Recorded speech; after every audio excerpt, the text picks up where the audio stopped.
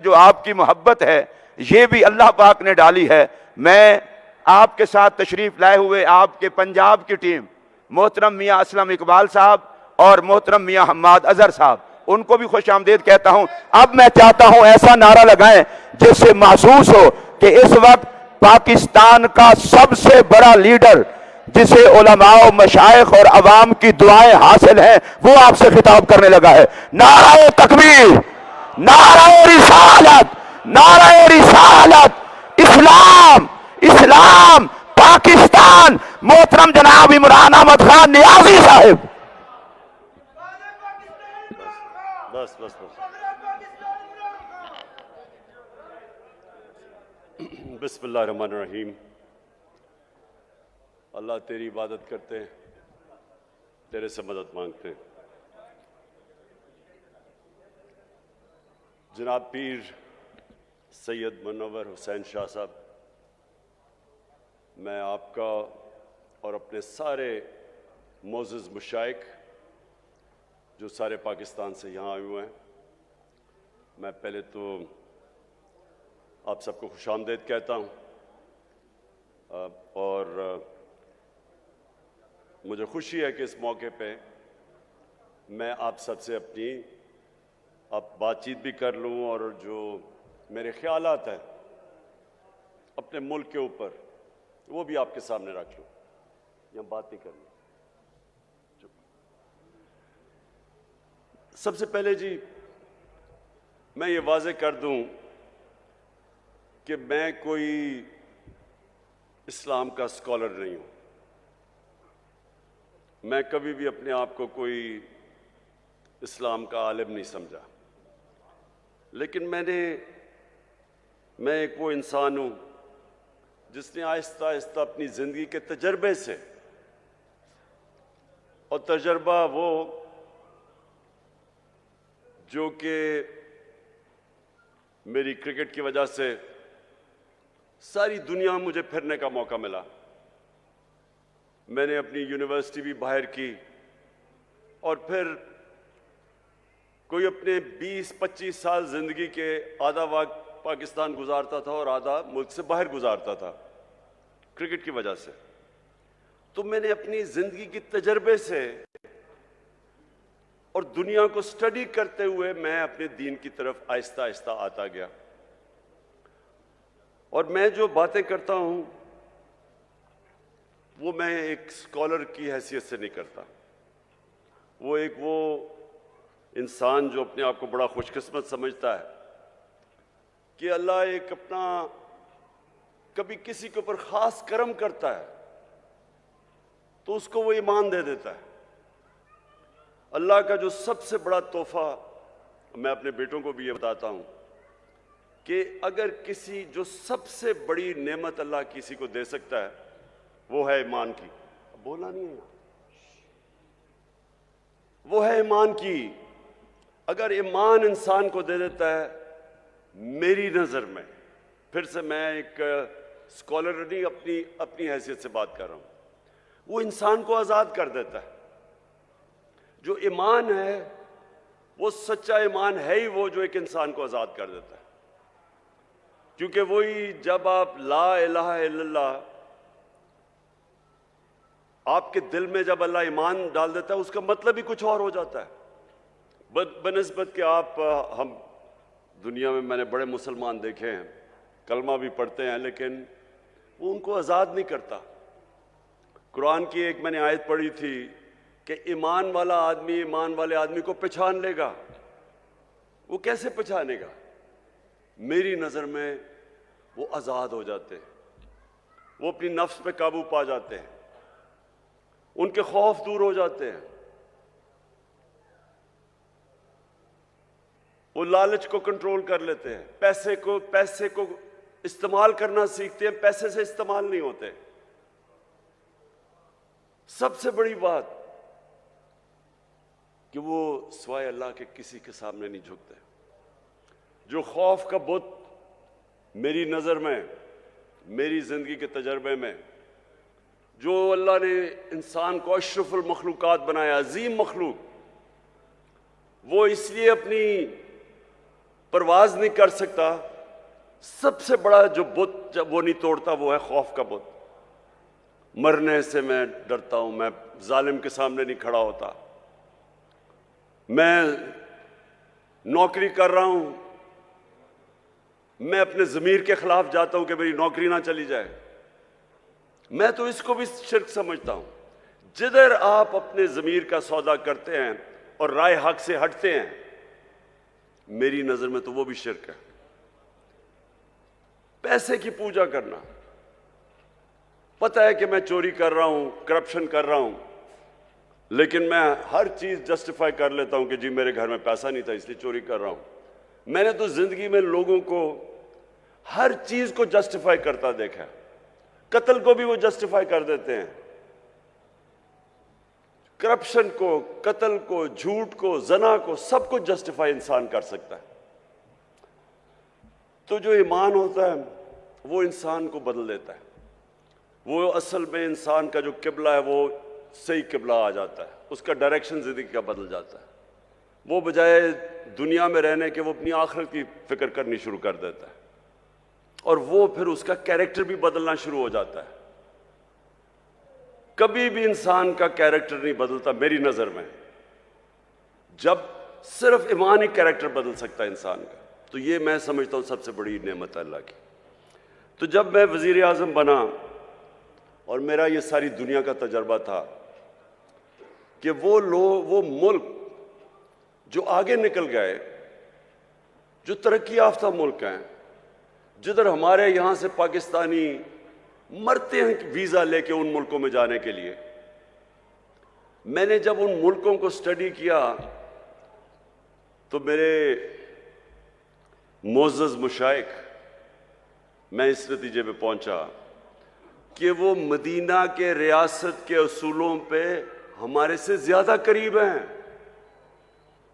उधर अदल और इंसाफ का निज़ाम हमारे से बेहतर है, उधर उनकी मेरिट का निज़ाम बेहतर है, उधर इंसानियत का निज़ाम बेहतर है। फलाई रियासत, मैं आपको कई ऐसी रियासत बता सकता हूं स्कैंडिनेविया में, और अगर आप कभी पाकिस्तानी मिले उधर से तो उनसे पूछें कि इंसानियत क्या होती है। हमारे तो नबी सल्लल्लाहु अलैहि वसल्लम ने तब तकरीबन 1500 साल पहले दुनिया की सबसे पहली फलाई रियासत बनाई थी। उससे पहले तो कोई फलाई रियासत नहीं थी, बादशाह थी, ताकतवर के पास सब कुछ था, कमजोर के पास कुछ नहीं था। जो इंसानी निज़ाम और जो जानवरों के निज़ाम में फ़र्क क्या है? जानवरों के निज़ाम और इंसान में क्या फ़र्क है? मेरी नज़र में जो अल्लाह ने अपने सारे पैगंबर भेजे थे, लाख से ज़्यादा, वो सारे एक ही पैगाम देने आए थे कि जानवरों की जो जानवरों की बस्ती होती है उसमें इंसाफ नहीं होता। उसमें जिसकी ताकत उसके पास सब कुछ है, कमजोर के कोई हैसियत नहीं होती उसमें, और वहां इंसानियत नहीं होती। जो कमजोर होता है वो भूखा मर जाता है। वहां जो इंसानी निज़ाम होता है, इंसानी निज़ाम फर्क ही इन दो खास चीज़ों पे होता है कि वहां इंसानियत होती है, वहां रहम होता है, और फिर उधर अदल और इंसाफ होता है। ये दो बुनियाद हैं जो फ़र्क करती है हमें जानवरों से। और सारे अल्लाह के पैगंबरों का बुनियादी पैगाम होता ही है। तो हमने जो मगरब में रियासतें देखी, मुझे अफसोस से कहना पड़ता है कि मैंने पाकिस्तान में तो नहीं देखा वैसी इंसानियत, मैंने तो यहाँ वैसा इंसाफ नहीं देखा। मैंने तो मेरिट भी इंसाफ का हिस्सा है कि जो मेहनत करता है उसको उसका हक मिलना चाहिए। मैंने तो यहाँ नहीं देखा। आप देख लें, आपके ख़ानदानी ये जो दो पार्टीज़ हैं, दो ख़ानदान हैं, वो इनके ख़ानदान के अलावा कोई ऊपर ही नहीं आ सकता। ये तो मदीना की रियासत आप स्टडी करें, जो मेहनत करता था, जो अच्छे काम करता था, वो ऊपर चला जाता था। सलमान फारसी की मिसाल देते हैं, तो बाहर से आया था, उसको उन्होंने क्योंकि उसमें काबिलियत थी उसको ऊपर आना पड़ा, मेरिटोक्रेसी थी, वो इंसाफ का हिस्सा है। हमारे मुल्क में देख लें कितनी मेरिटोक्रेसी है। मैंने कह दिया कि आर्मी चीफ को मेरिट पे आना चाहिए, मुसीबत पड़ गई सारी जगह। तो यह हमारे मसला ये है कि मेरिट का मतलब ही नहीं हमें समझ। आप अगर दुनिया में मुकाबला कर लें, जिस माशरे के अंदर इंसाफ और मेरिट होता है वो आगे निकल जाएगा उस माशरे से जिसमें मेरिट नहीं होता। 2 क्रिकेट टीम चले, मैंने क्रिकेट में 20 साल दुनिया में इंटरनेशनल क्रिकेट खेला। एक क्रिकेट टीम मेरिट पे सेलेक्ट होती है, दूसरी सिफारिशों की होती है। जो मर्जी आप कर ले, मेरिट वाली टीम जीत जाएगी। उसी तरह जिस मुल्क के मेरिट पे इदारे ऊपर आते हैं वो आगे निकल जाएगी। तो सबसे पहले तो इंसाफ, और फिर जो फलाई रियासत, जिधर इंसानियत होती है, जिधर आप अपने कमजोर तबके की फिक्र करते हैं, जिधर आप जिम्मेदारी समझते हैं कि मेरा जो लोग हैं बेचारे, जो निचले तबका है, हमारी स्टेट की जिम्मेदारी उनको तालीम दें, उनके लिए इलाज करें, उनका सेहत का ध्यान रखें, उनकी नौकरियां करें।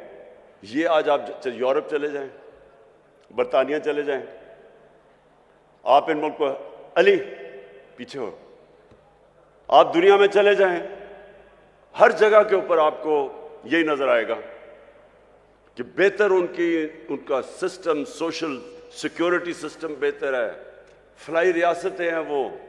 वहाँ अदालतों में जाओ, वहाँ अदालतों के अंदर कमज़ोर से कमज़ोर आदमी की अदालत के अंदर उनको इंसाफ मिलता है। तो मैं जब मदीना की रियासत की बात की, और पहले नहीं की, जब हमें हुकूमत मिली तब मैंने शुरू किया। तो ये मैंने लोगों को समझाने की कोशिश की कि देखें, जो वो असूल थे जिसके ऊपर मेरे नबी सल्लल्लाहु अलैहि वसल्लम ने मदीना की रियासत खड़ी की थी, क्यों अल्लाह हमें हुक्म करता है कि नबी की सुन्नत पे चलो? क्यों उसका हुक्म है? हमारी बेहतरी के लिए है। अल्लाह को तो बेनियाज है, अल्लाह को तो आप फायदा नुकसान नहीं पहुंचा सकते, लेकिन ये हमारी बेहतरी के लिए कि अगर हम उनकी सुन्नत पे चलेंगे तो हमारी बेहतरी होगी। क्योंकि मदीना की रियासत में, ये भी हमारे लोगों को नहीं पता, दुनिया की तारीख का सबसे बड़ा वो इनकलाब था। दुनिया की तारीख में इतनी बड़ी तब्दीली नहीं आई। 622 और 632 के बीच में वो लोग जिनकी कोई हैसियत नहीं थी,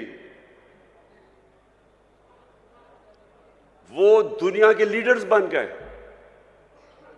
तारीख का हिस्सा है, ये भी हमारे लोगों को नहीं पता। 10 सालों के अंदर सिर्फ 1200 से 1300 लोग जंगों में मरे थे, दोनों तरफ। जो जंगों के अंदर दोनों तरफ कैजुअल्टीज हुई थी वो 1200 से 1400 थी। लेकिन उसी टाइम में सारा अरब बदल गया, और वो लोग जिस तरह उन्होंने दुनिया की लीडर्स बन गए, फिक्री इनकलाब आया था। तो वो क्या चीजें थी, वो उन्होंने हमारे नबी सल्लल्लाहु अलैहि वसल्लम ने किस तरह उनको चेंज किया, उनका कैरेक्टर कैसे बदला, ये हमारे लोगों को नहीं पता आज। मैंने इसलिए रहमतुल्लिल आलमीन अथॉरिटी बनवाई, बड़े बड़े आलम को हमने ऊपर बैठाया, हमने कहा करिकुलम डेवलप करो, स्कूल के बच्चों को सीरत नबी सिखाओ, 8, 9 और 10 क्लासेस के अंदर कोर्स स्पेशल डेवलप करो, यूनिवर्सिटीज के अंदर रिसर्च करवाओ, कॉलेजेस के अंदर डिबेट्स हो, पता चले हमारे नौजवानों को कि क्या इतना बड़ा इनकलाब कैसे आया था, कैसे दुनिया मुसलमानों ने ट्रांसफॉर्म कर दी थी। 1000 साल तक मुसलमान दुनिया की सबसे बड़ी पावर थे। वो क्या चीज थी? क्यों ऊपर, फिर मुसलमान जब ऊपर भी गए फिर नीचे क्यों आए? इकबाल ने जो शिकवा और जवाब शिकवा लिखा, क्या कहने की कोशिश कर रहा था कि हम ऊपर क्यों गए और फिर हमने क्या आया? वही मदीना के रियासत के उसूलों से पीछे हटे, हम नीचे आ गए। और आज हम फिर कैसे अपने लोगों को ऊपर ला सकते हैं? इसलिए हमारी कोशिश थी कि ये अथॉरिटी बना के हम सारे मुल्क के अंदर लोगों को समझाएं, अपने यूथ को, नौजवानों को, फिर उनका कैरेक्टर बिल्डिंग करें। इस वक्त हमारे बच्चों के ऊपर जो प्रेशर है, मैं अपने मोअज़्ज़ज़ मशाइख आप सबके सामने कह रहा हूं, मोबाइल फोन ने दुनिया बदल रहा है। मोबाइल फोन के ऊपर जिस तरह का मटेरियल आज है, इंसानी तारीख में बच्चों के पास इस तरह की चीजें नहीं है। पोर्नोग्राफिक मटेरियल है, हर किस्म का गंद है, फायदा भी है, इल्म भी है, लेकिन दूसरी तरफ हर किस्म का उसमें एक्स रेटेड मटेरियल है जो बच्चों को कभी इंसानी तारीख में बच्चों को ये चीजें नहीं देखती थी। अगर अब हम अपने बच्चों की तरबियत ना करें, और मैं समझता हूं कि तरबियत हो ही एक तरह सकती है कि हम सीरत नबी से बच्चों को पढ़ाएं, उनका कैरेक्टर बिल्डिंग करें। एक चीज है जिस तरह हम अपने बच्चों को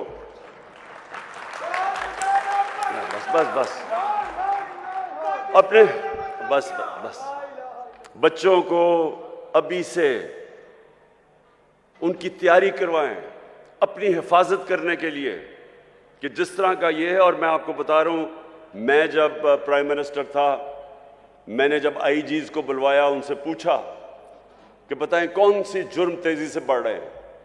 तो हमारे ज़माने जब मैं 4 साल पहले की बात कर रहा हूं, तो जो सेक्स क्राइम्स हैं ये तेजी से बढ़ रही है पाकिस्तान में।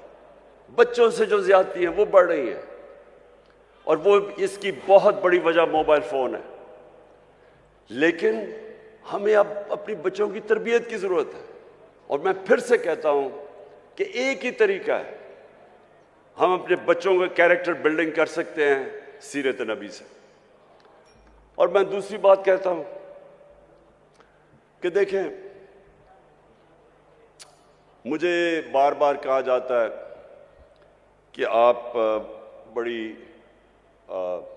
जिद्दी हैं, आप कि आप ये नहीं करिए, जो लोगों ने करप्शन की हुई है बस इनको छोड़ दें, इनको माफ कर दें, इनके ऊपर ना बात करें, मुल्क का सोचें। मुझे बड़े जो मैं हुकूमत में भी था तो मुझे प्रेशर पड़ता था कि जी एनआरओ दे दो इनको। देखें, ये भी आपके लिए बहुत ज़रूरी है कि मेरे जो मोअज़्ज़ज़ मुशाइख हैं, आपको लोगों की तरबियत करनी चाहिए। देखें, हमारे नबी सल्लल्लाहु अलैहि वसल्लम रहमतुल आलमीन थे, उनसे ज़्यादा रहम करने वाला इंसान नहीं था, जिसको अल्लाह ने कहा कि सारी दुनिया के लिए रहमत बन के आए, मुसलमान हो या नहीं हो। लेकिन उनको जो सबसे ज़्यादा रहमत करने वाले इंसान थे, रहम करने वाले इंसान थे, जब फतह मक्का हुई उन्होंने उन सारे कुफार को माफ़ कर दिया जिन्होंने मुसलमानों पे बड़ा जुल्म किया था, उनके ऊपर हर किस्म का तशद्दुद किया था, उनको हिजरत करनी पड़ी, उनके जिस तरह की मुश्किलात का सामना करना पड़ा। तो जब फतह मक्का हुई तो उनको बदला तो लेना चाहिए था, लेकिन रहमतुल्लिल आलमीन ने सबको माफ कर दिया। लेकिन जब उनके पास एक आदमी आया और कहा कि देखें जी, ये कुरैश की लड़की ने चोरी की है, ये कुरैश की लड़की है, इसको माफ कर दें, तो तब उन्होंने कहा कि मेरी बेटी भी अगर चोरी करेगी उसको भी माफ नहीं किया जाएगा। यानी जिधर चोरी, आप जिस दिन चोरी को माफ करना शुरू कर दें, आप अपना माशरा तबाह कर देते हैं। उन्होंने जो उनकी हदीस है, अल्लाह के आखिरी पैगंबर की जो हदीस है, अच्छा, और मुझे ये भी नहीं समझ आती कि ये इसके ऊपर कंट्रोवर्सी क्यों है, जब कुरान में वाज़े लिखा गया है कि नबी सल्लल्लाहु अलैहि वसल्लम अल्लाह के आखिरी पैगंबर हैं, तो इसके ऊपर डिबेट क्यों है? जो नहीं मानता वो मुसलमान ही नहीं है। इस पे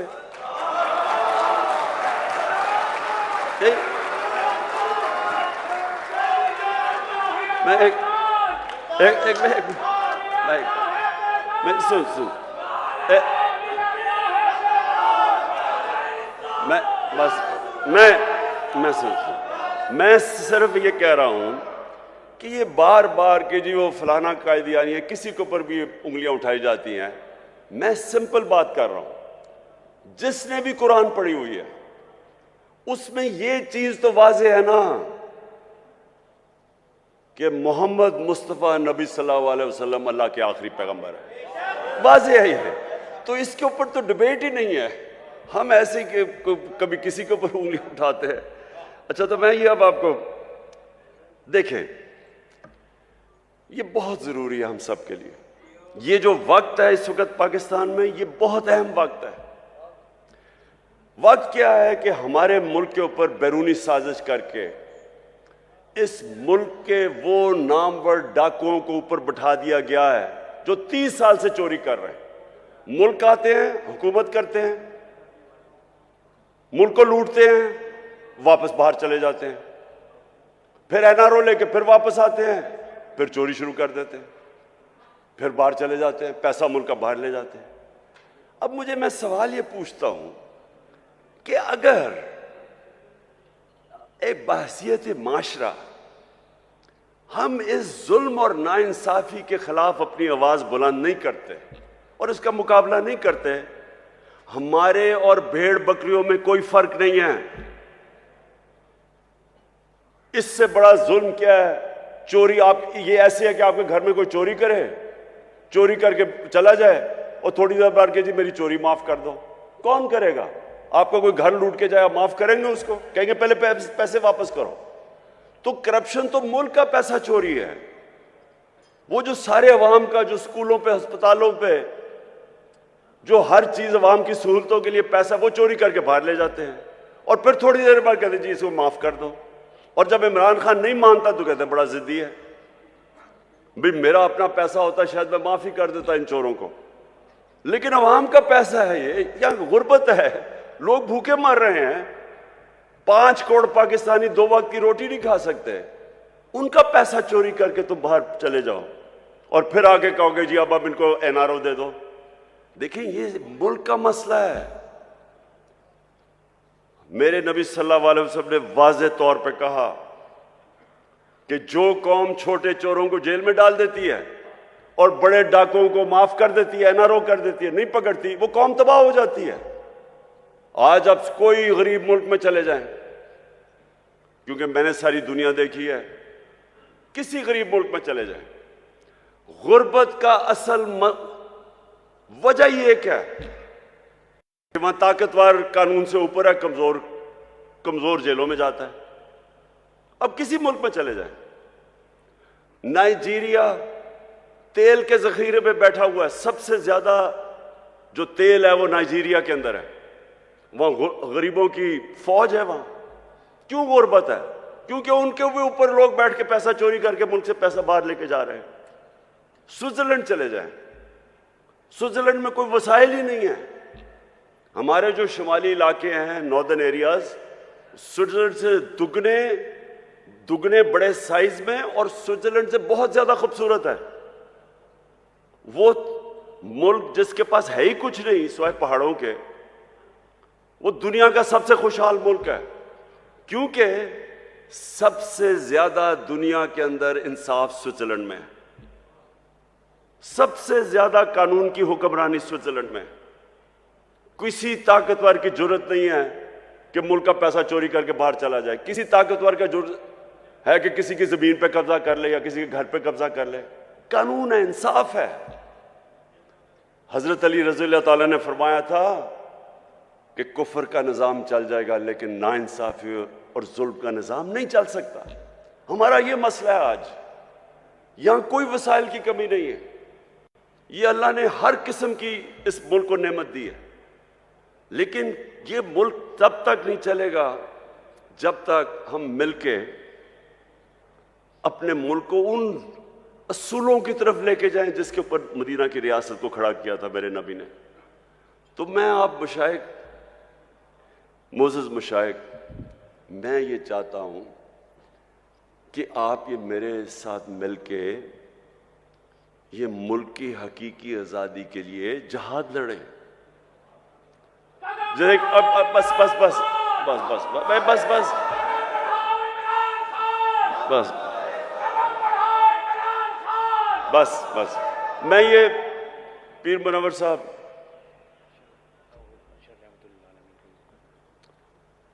पीर मुनव्वर साहब, आपने, आपके बड़ों ने कायद आज़म की मदद की, उसकी उस सपोर्ट के बगैर पाकिस्तानी ना बनता। बहुत बड़ी ताकत मुशाइख की थी कायद आज़म के साथ। आज आप सबकी फिर ज़रूरत है। कि जो पाकिस्तान के ऊपर इस वक्त किया जा रहा है, जो वारदात हुई है, कि बाहर से साजिश होती है, अमेरिकी हुक्म देता है एक हमारे एम्बेसडर को कि पाकिस्तान इमरान खान को हटा दो, और उसके बाद यहाँ सारे मिलके जो यहाँ के गद्दार हैं वो मिलके गवर्नमेंट गिरा देते हैं और फिर चोरों को ऊपर बैठा देते हैं। और अगर हम इसको तस्लीम कर जाते हैं तो हमें ये बड़ा वाज़ेह हो जाना चाहिए कि हम अपने मुल्क की मुस्तकबिल की कब्र खोद रहे हैं।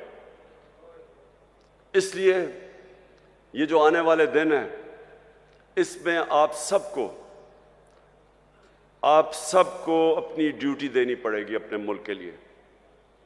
मैं सिर्फ आपसे ये चाहता हूं कि लोगों को कम से कम नबी सल्लल्लाहु अलैहि वसल्लम की सीरत और सुन्नत के तहत लोगों को अब जगाना शुरू करें। उनकी सब कुछ उन्होंने जो असूल बनाए हुए हैं कि मुल्क चलता कैसे है, अदल और इंसाफ क्या होता है, इंसानियत क्या होती है, वो आप लोगों को आपको ज़रूर तबलीग करनी चाहिए इस वक्त, क्योंकि ये टाइम नहीं है। हम बड़ी तेज़ी से नीचे जा रहे हैं। अभी शहबाज शरीफ ने जाके अमेरिका में माफिया मांगी है कि जी खुदा के वास्ते हमें पैसा दे दो, नहीं तो हमारा मुल्क तबाह हो जाएगा। सोचे इतनी मेहनत करके साजिश करके 5 महीने पहले गवर्नमेंट आती है, आज सारी अमेरिकनों को वहां जाके कह रहा है कि जी खुदा के वास्ते हमारी इमदाद कर दो, नहीं तो मुल्क का दिवालिया निकल गया, नहीं तो हम अपने कर्जे नहीं वापस कर सकते। सवाल तो इनसे ये पूछना चाहिए कि आपके सारे पैसे अरबों डॉलर सारी दुनिया को पता है बाहर पड़े, मुल्क के लिए पैसे मांग रहे हो, अपना पैसा बाहर रखा हुआ है, दूसरों को कह रहे हो कि मुल्क में पैसा लेके आओ और अपना पैसा बाहर ले गए हो। तो मैं आखिर में सबसे अभी से ही मैं अपनी हुकूमतों को, 4 हमारे पास हुकूमतें हैं, गिलगित बल्तिस्तान, आज़ाद कश्मीर, पख्तूनख्वा और पंजाब। इंशाअल्लाह हमने पिछले साल भी और इस साल भी भरपूर तरीके से 12 रबीउल अव्वल बनाएंगे, और जब हम 12 रबीउल अव्वल बनाएंगे तो इसी में अपने नौजवानों को नबी सल्लल्लाहु अलैहि वसल्लम की सीरत से भी आगाह करेंगे, और इंशाअल्लाह उनके कैरेक्टरों को ऊपर उठाएंगे। और वो मैं एक दिन ख्वाब देखता हूँ कि वो वक्त आएगा जब पाकिस्तानी दुनिया में जाएंगे तो जिस तरह एक दफ़ा एक वक्त ऐसा था कि इंडोनेशिया और मलेशिया में मुसलमान ताजर जब गए तो लोगों ने उनका किरदार देख के, मुसलमान ताजरों का किरदार देख के लोग मुसलमान